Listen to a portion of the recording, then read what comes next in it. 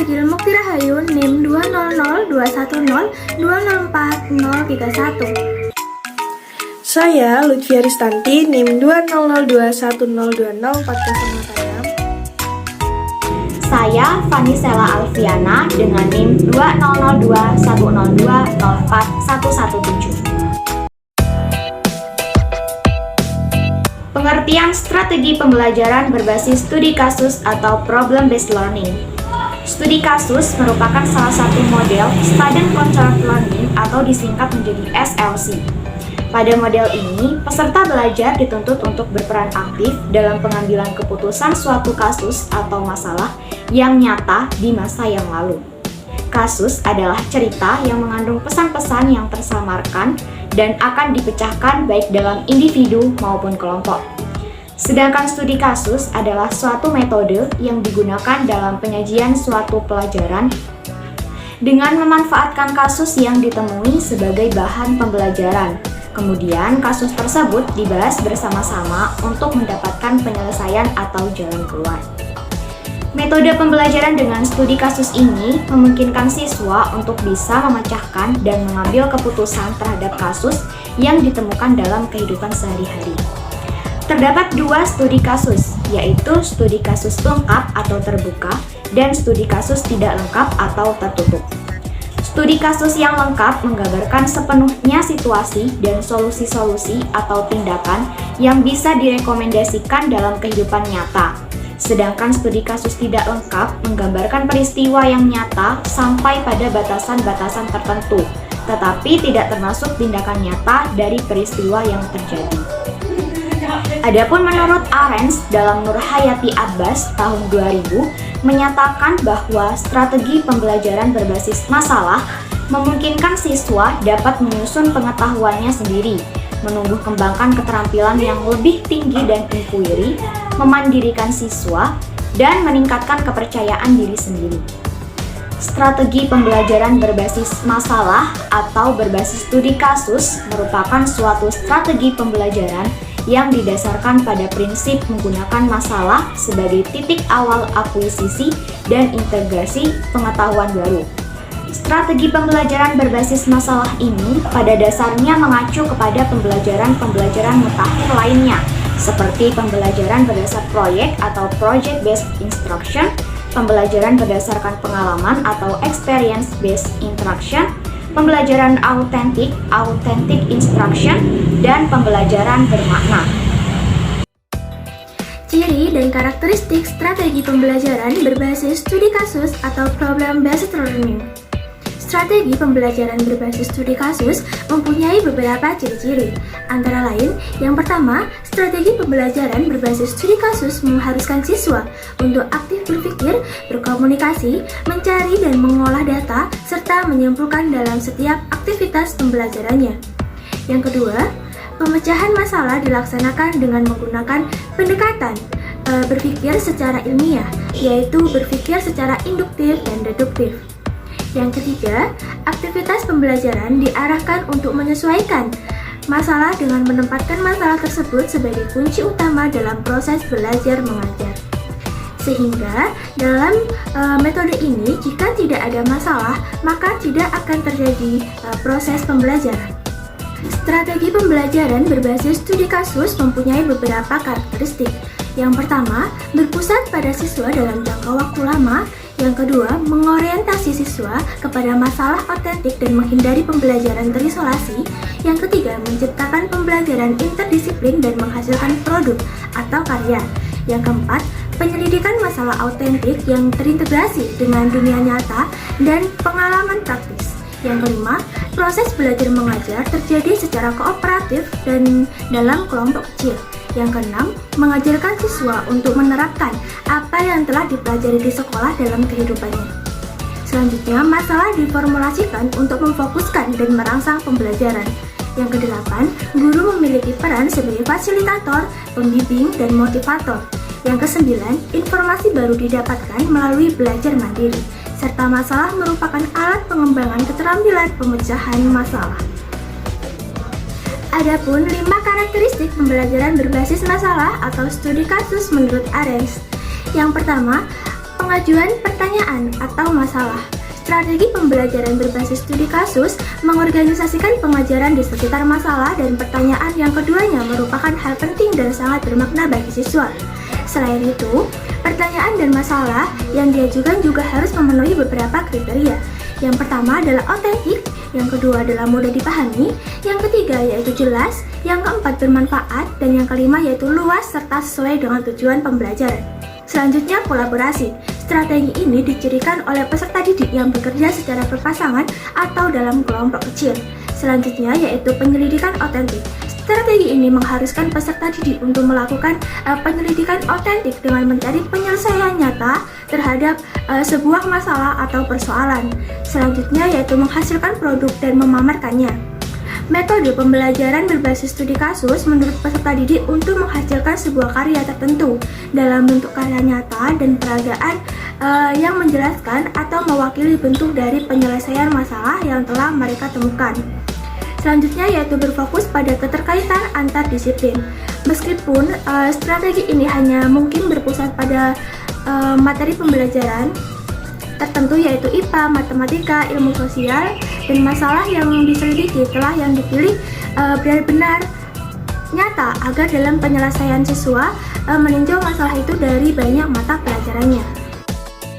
Prinsip penerapan strategi pembelajaran berbasis studi kasus atau problem based learning. Penerapan strategi pembelajaran berbasis masalah didukung oleh lingkungan belajar yang konstruktivistik. Lingkungan belajar konstruktivistik mencakup beberapa faktor, yaitu seperti yang diungkapkan oleh Jonasson dalam Reigelut pada tahun 1999. Di antaranya yaitu kasus-kasus berhubungan, fleksibilitas kognisi, sumber-sumber informasi, cognitive tools, pemodelan yang dinamis, percakapan dan kolaborasi, dan dukungan sosial dan kontekstual. Yang pertama yaitu kasus-kasus berhubungan.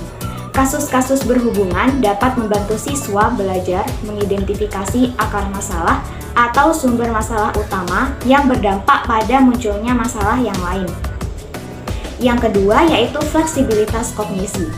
Fleksibilitas kognisi merepresentasi materi pokok dalam upaya memahami kompleksitas yang berkaitan dengan domain pengetahuan. Fleksibilitas kognisi dapat ditingkatkan dengan memberikan kesempatan bagi peserta didik untuk memberikan ide-idenya yang menggambarkan pemahamannya terhadap permasalahan. Yang ketiga yaitu sumber-sumber informasi. Sumber-sumber informasi bermanfaat bagi peserta didik dalam menyelidiki permasalahan. Informasi dikonstruksi dalam model mental dan perumusan hipotesis yang menjadi titik tolak dalam memanipulasi ruang permasalahan. Yang keempat yaitu cognitive tools. Cognitive tools merupakan bantuan bagi peserta didik untuk meningkatkan kemampuan menyelesaikan tugas-tugasnya. Cognitive tools membantu peserta didik untuk merepresentasi apa yang diketahuinya atau apa yang dipelajarinya dan melakukan aktivitas berpikir melalui pemberian tugas-tugas.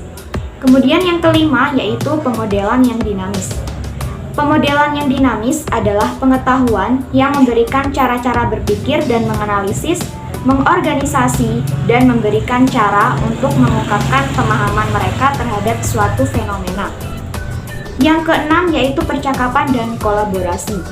Percakapan dan kolaborasi dilakukan dengan diskusi dalam proses pemecahan masalah. Diskusi secara tidak resmi dapat menumbuhkan suasana kolaborasi.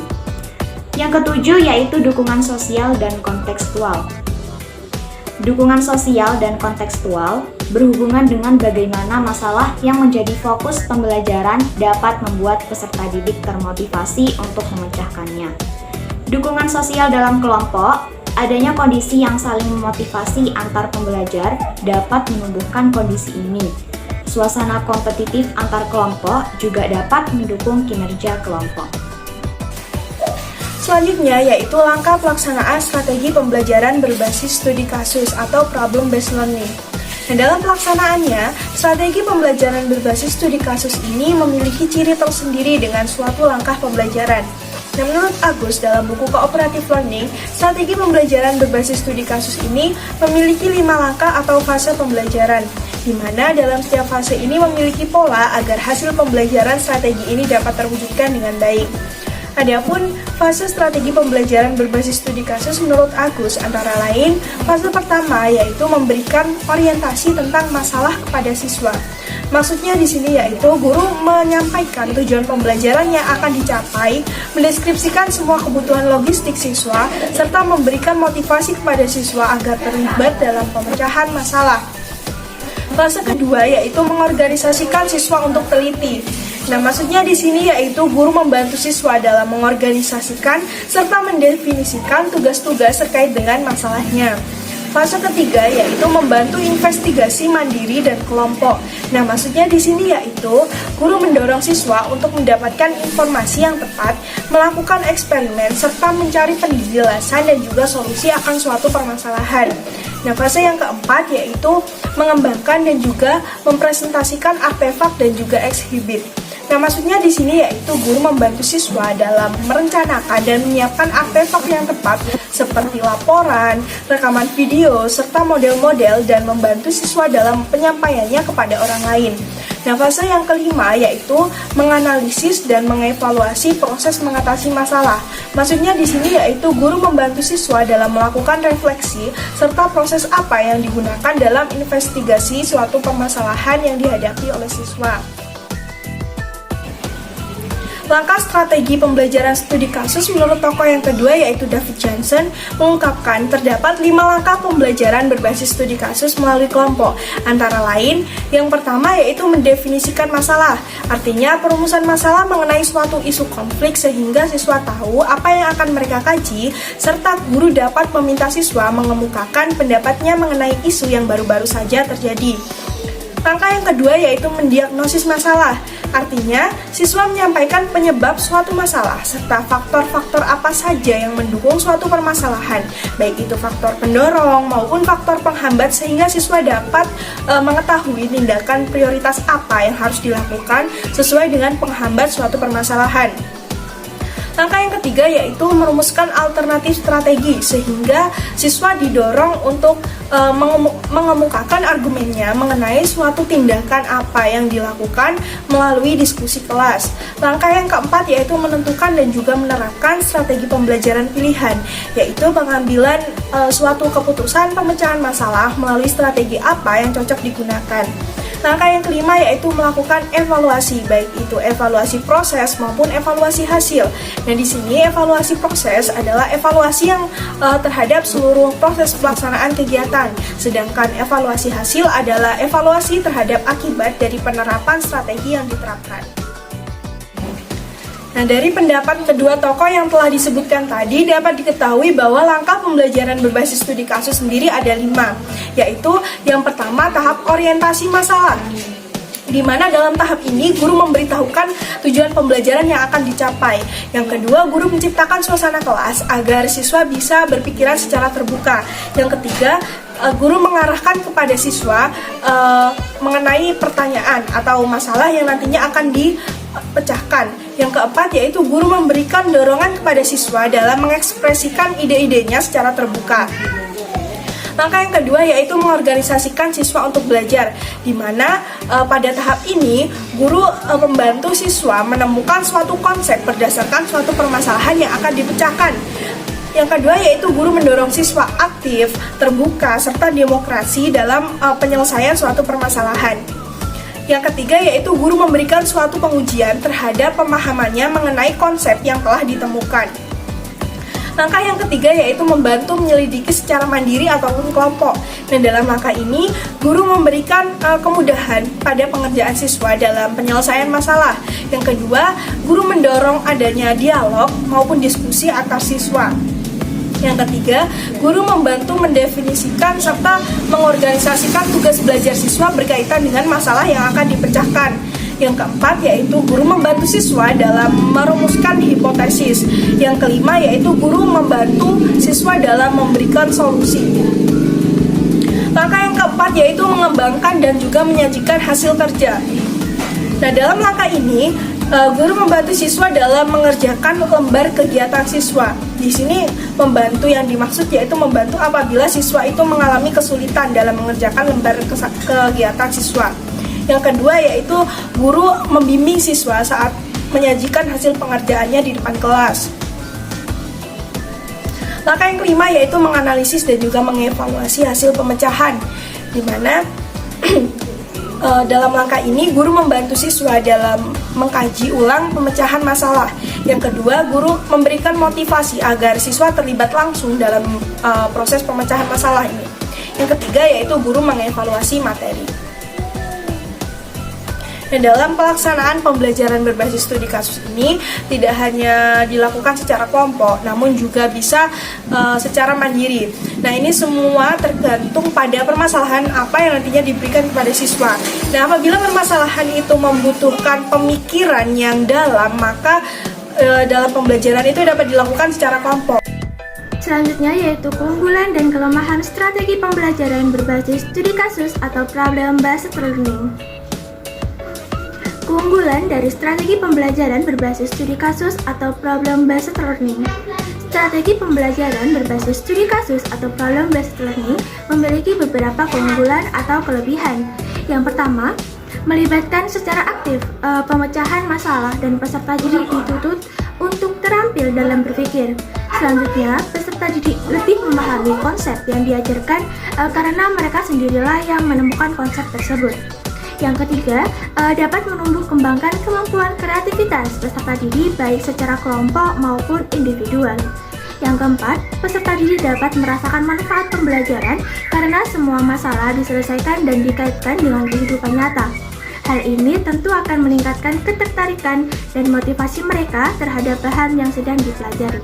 Yang kelima, menjadikan peserta didik lebih mandiri, dewasa, menanamkan sikap sosial yang positif antar sesama, serta mampu memberi apresiasi dan menerima pendapat orang lain. Yang keenam, pengkondisian peserta didik dalam belajar kelompok yang saling berinteraksi terhadap pembelajar dan temannya, sehingga pencapaian ketuntasan belajar siswa dapat diharapkan. Selanjutnya, pengetahuan tertanam berdasarkan skemata yang dimiliki siswa sehingga pembelajaran lebih bermakna. Selanjutnya yaitu kelemahan strategi pembelajaran berbasis studi kasus atau problem based learning. Strategi pembelajaran berbasis studi kasus atau problem based learning memiliki beberapa kelemahan atau kekurangan. Antara lain yang pertama, memungkinkan siswa menjadi bosan dan jenuh sebab di setiap pembelajaran selalu dihadapkan langsung dengan masalah. Yang kedua, sangat tergantung pada ketersediaan sumber belajar bagi peserta didik, alat untuk menguji hipotesis atau jawaban, serta menuntut adanya perlengkapan praktikum, memerlukan waktu karena data harus diperoleh dari lapangan, serta kemampuan guru dalam merumuskan dan mengangkat sebuah masalah. Yang ketiga, kemungkinan siswa kesulitan dalam memproses sejumlah data dan informasi dalam waktu singkat. Maka dari itu, strategi pembelajaran berbasis studi kasus membutuhkan waktu yang relatif lama. Yang keempat, guru lebih banyak berperan sebagai fasilitator, pembimbing, dan motivator. Dalam hal ini, guru mengajukan masalah otentik atau mengorientasikan siswa kepada permasalahan yang nyata atau real world, memfasilitasi atau membimbing, dan dalam proses penyelidikan, memfasilitasi dialog antar siswa, menyediakan bahan ajar siswa, serta memberikan dukungan dalam upaya meningkatkan temuan dan perkembangan intelektual siswa.